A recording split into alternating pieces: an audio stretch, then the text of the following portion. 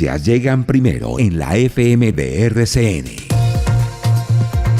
7:46 de la mañana. Me da mucho gusto saludar a esta hora a la nueva defensora del pueblo, la doctora Iris Marín. Es realmente un gusto tenerla con nosotros. Es la primera vez que la defensora, que está arrancando en su cargo, nos acompaña aquí en la FM y la saludamos con nuestro tema del día. Defensora, gracias por atendernos. Buenos días, Juan. Buenos días a toda la mesa de trabajo y también a la audiencia.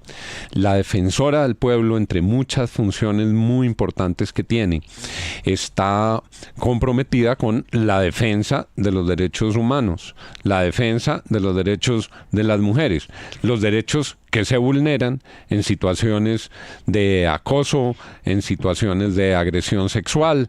¿Cómo se aproxima la Defensoría a lo que está ocurriendo con el ex viceministro Diego Cancino, señora defensora? Sí, pues hemos tenido conocimiento del caso en primer lugar por solicitud de acompañamiento de Viviana Vargas, quien ha denunciado al ex viceministro por presuntos hechos de acoso sexual y también por por la información que se ha conocido desde el día de ayer en medios de comunicación. Señora defensora, pero ¿usted no ve una sistematicidad en estos casos que involucran violencia basada en género o acoso sexual a mujeres, agresiones contra mujeres? Porque es que no solamente es el caso del viceministro Cancino, sino que también el embajador actual de Colombia ante la FAO está en una investigación por agredir a su expareja.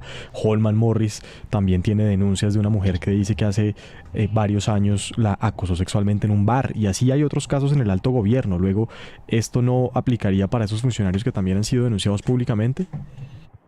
Sí, desafortunadamente la violencia de género es común y está extendida en Colombia y en el mundo. Yo he dicho varias veces que una de las crisis de derechos humanos más graves que tiene Colombia y el mundo es la crisis de violencia de género contra las mujeres. Y así como usted menciona casos que generan mucha preocupación y que, en mi opinión, lo mejor debería ser que quienes ocupan funciones públicas debieran retirarse de ellas cuando hay denuncias creíbles por hechos de violencia de género. También hemos visto estas situaciones no solo dentro del gobierno nacional, sino dentro de otros cargos, como es el presidente del Consejo Nacional Electoral. Desafortunadamente la violencia de género no tiene color político. Y el machismo está extendido, y sí, digamos, lo apropiado es que quienes tienen denuncias creíbles, donde hay un soporte mínimo, hay varias personas que de manera, creíble, plantean dudas sobre el hecho de que se hayan presentado hechos de violencia de género, como acoso sexual o como otro tipo de acosos laborales o discriminación, se retiren del cargo que ocupan y de esa manera se cumplen dos funciones. De una parte, pueden atender apropiadamente a las investigaciones que estén en curso, y segundo, las instituciones muestran un compromiso de cero tolerancia con la violencia contra la mujer. Señora defensora, muy buenos días.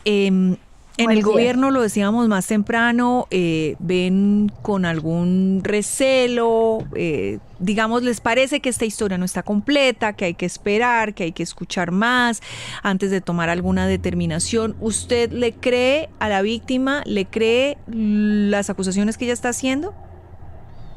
Sí, en primer lugar sí le creo. En segundo lugar, creo que no se trata de condenar anticipadamente ni sustituir el rol que la Fiscalía en su investigación y luego los jueces, deben tener en tomar una decisión garantizando el debido proceso.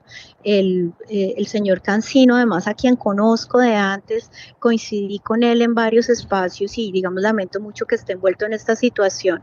Tiene derecho a defenderse y presentar ante los jueces las pruebas que él tenga, etcétera. Eso, es un derecho que él tiene.